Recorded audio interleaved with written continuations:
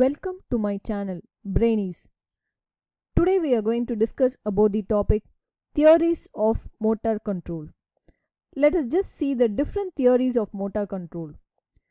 It includes the reflex theory, hierarchical theory, dynamical systems theory, motor programming theory, systems theory, and ecological theory.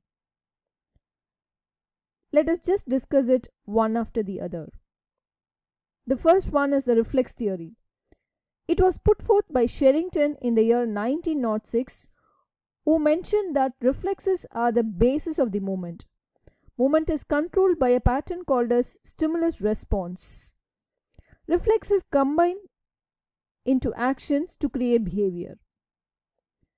Let us just see the examples of this reflex theory. For example, if we put our hand on a stove, a reflex causes us to suddenly withdraw the hand before a message even goes to the brain that it is painful. Other protective reflexes are something like blinking when something like flies towards our eyes. What are the limitations of reflex theory?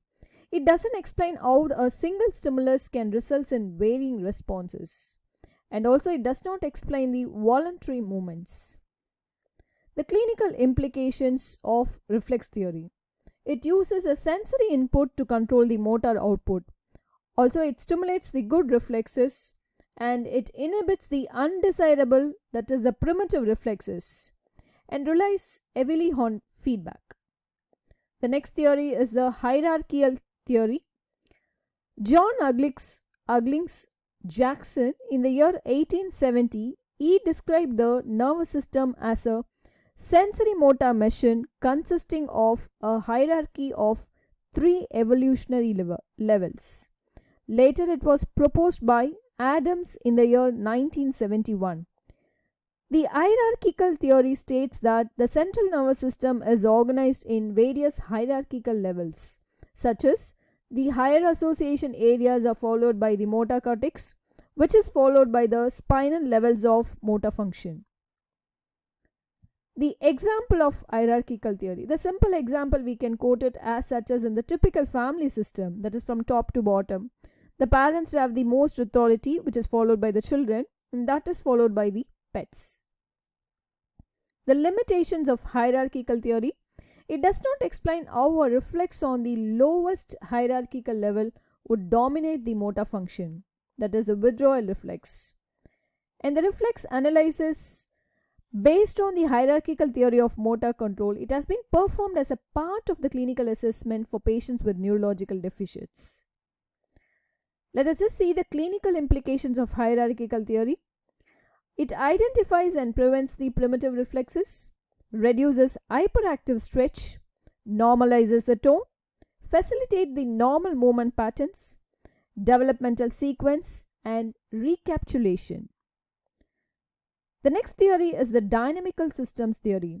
It was put forth by the following authors, one after the other: Bernstein in the year 1967, Turvey in the year 1977, and Kelso and Turler in the year 1984, and Thelen in 1987. The cumulative work of all the authors has put forth the dynamical system theory. So the theory explains that the movement emerges to control the varying degrees of freedom. Patterns of movements self-organizes within the characteristics of an environmental condition and the existing body systems of the individual.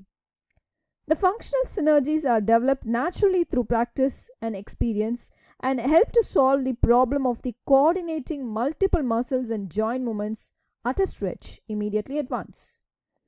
It de-emphasizes the commands from the central nervous system in controlling the movement and emphasizes the physical explanations for the movement.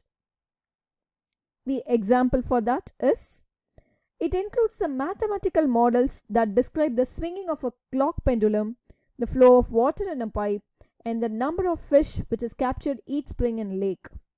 A dynamical system has a state that has been determined by the collection of mere real numbers, or more generally by a set of points in an appropriate state space. The varying limitations are: the weakness of the model is that trying to model such a complex system can be a very challenging task to accomplish. In the systems, defining each component or subsystem can be very time consuming also. Some issues that may arise are the data availability, systems understanding, and systems uncertainties. So the clinical implications part is as follows. Movement is an emergent property from the interaction of multiple elements. It understands the physical and dynamic properties of the body, that is velocity, which is very important for the dynamics of movement. It may be good to encourage faster movement in patients to produce momentum and therefore help the patients move with greater ease. The next theory is the motor programming theory. It was first demonstrated by Schmidt in the year 1976. It is an adaptive, flexible motor programs and generalized motor programs which exist to control the actions that have common characteristics. The higher level motor programs which stores the rules for generating movements. The example is as such. The motor program for a cricket shot, for example, it stores the routine level in the correct order, that is stance, gripping, the foot placement, backswing, and follow through. Motor programs are the way in which our brains control our movements. The limitation is as such. The concept of motor programming does not consider the CNS that relies on the musculoskeletal and environmental variables to achieve motor control.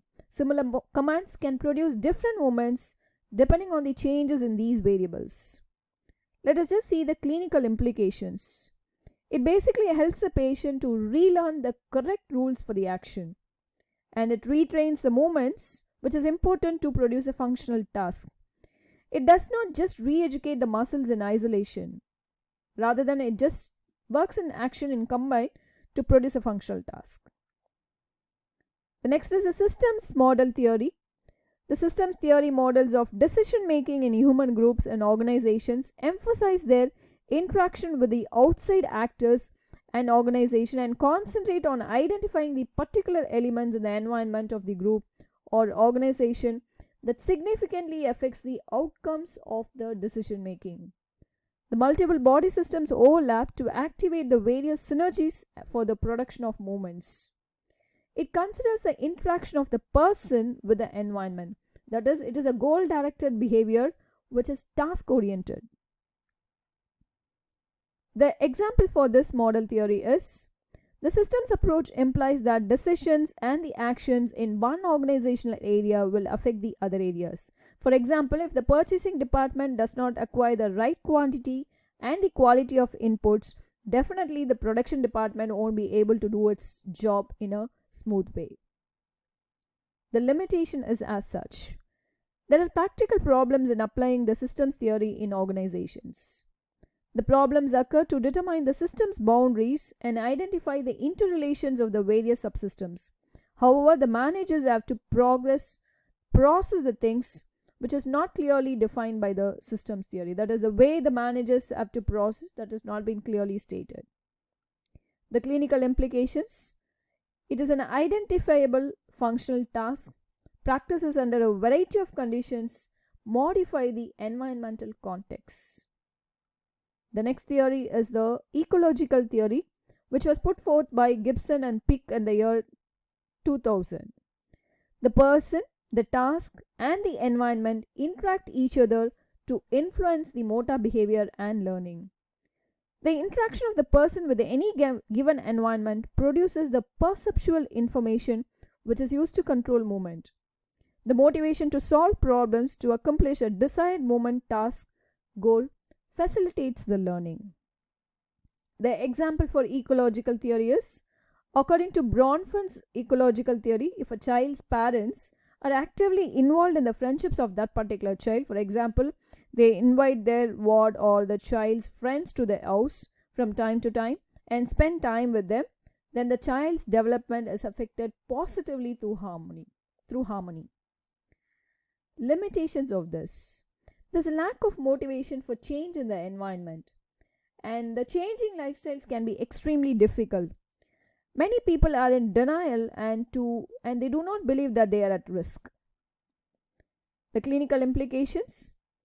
It helps the patient to explore multiple ways in achieving the functional task, and discovering the best solution for the patient with given the set of limitations. That's it with the theories of motor control. Thank you. Thanks for watching. Kindly support by subscribing and sharing. Meet you all in next video.